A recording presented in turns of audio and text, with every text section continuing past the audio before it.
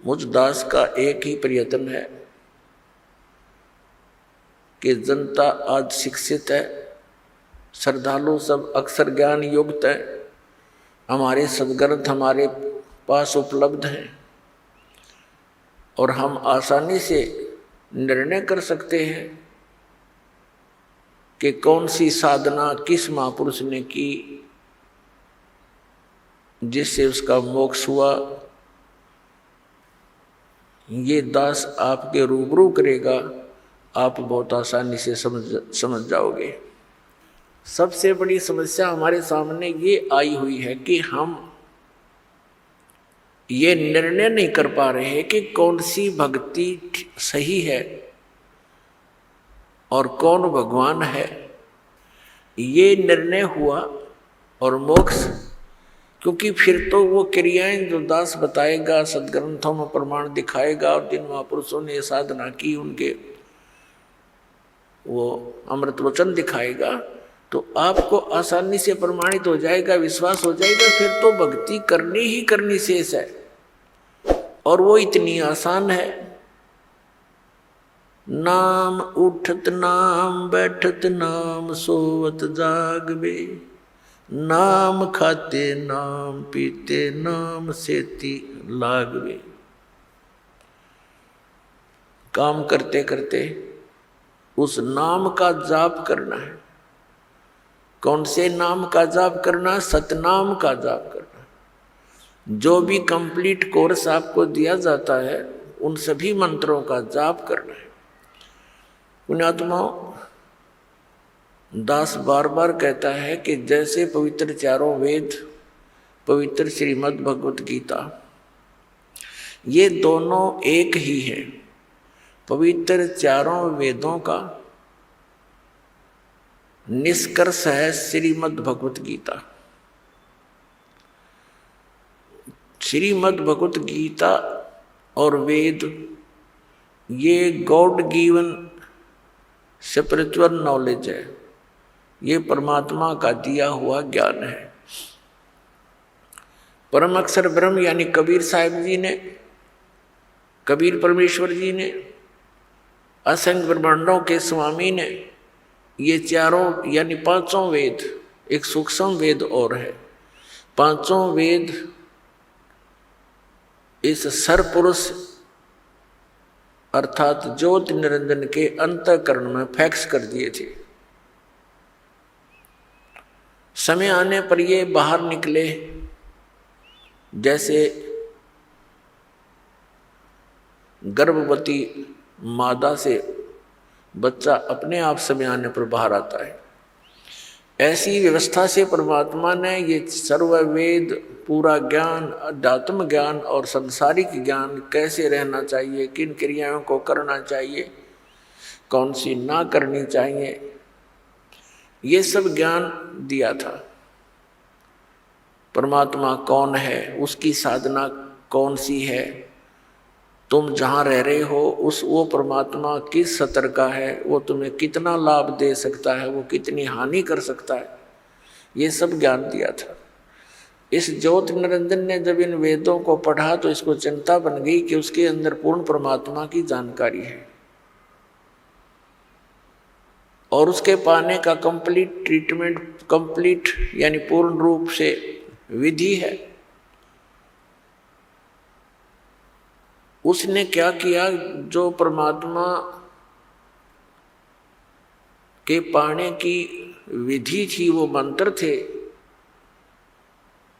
वो उस पोर्शन को, उस भाग को, वेदों के उस भाग को नष्ट कर दिया और शेष जो भाग था वो हमें दे दिया, जिसको ऋषियों ने 4 विभागों में बांट लिया।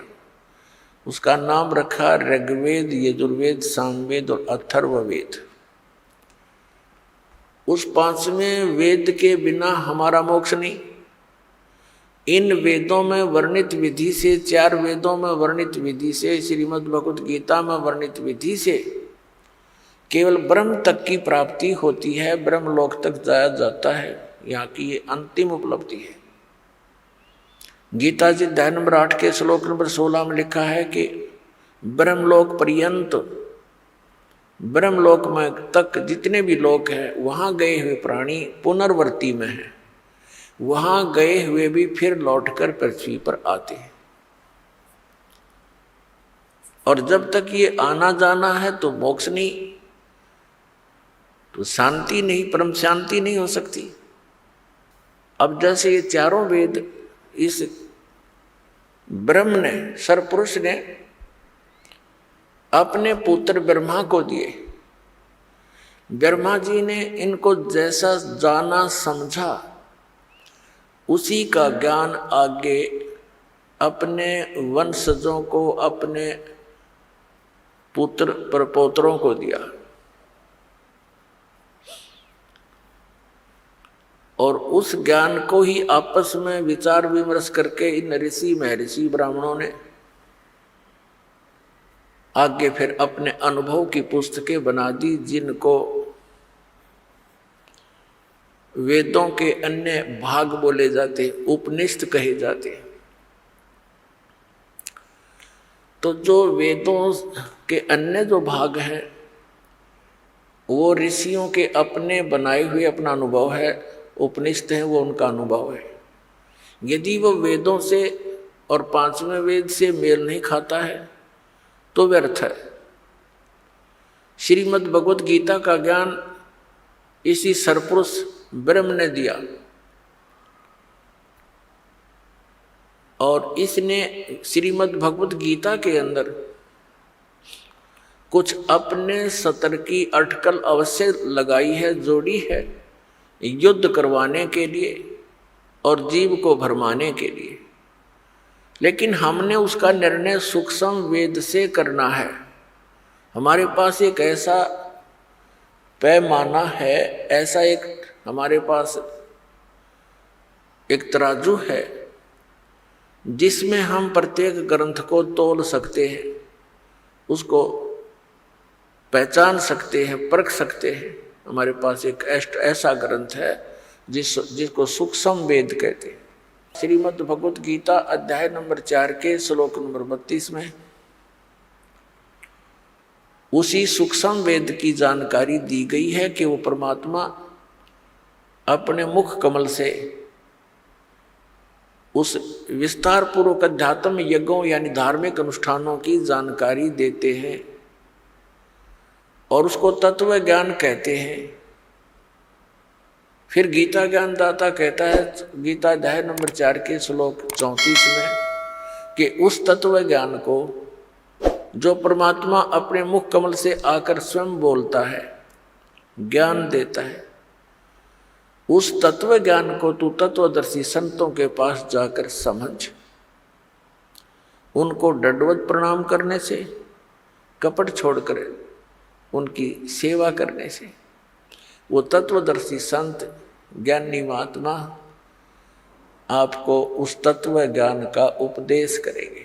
इससे एक तो ये सिद्ध हो गया कि गीता जी का ज्ञान कंप्लीट नहीं है, संपूर्ण नहीं है।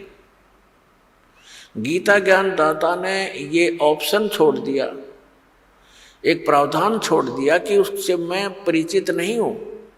जो परमात्मा अपने मुख से आकर बोलता है वो ज्ञान, वो सच्चिदानंद घन ब्रह्म की वाणी है और उसको उसके परिचित तत्वदर्शी संत ही तुझे बता पाएंगे। उनसे पूछो। तो दास जो कहना चाह रहा है कि ये जो पवित्र चारों वेद, पवित्र श्रीमद् भगवत गीता, इनका ज्ञान गलत नहीं, लेकिन ये कंप्लीट कोर्स नहीं, इनमें कंप्लीट स्पिरिचुअल नॉलेज नहीं, संपूर्ण अध्यात्म ज्ञान नहीं है। और संपूर्ण बिना फिर पूर्ण मोक्ष कैसे होगा? अंडरस्टूड है, ये तो आम आदमी समझ सकता है।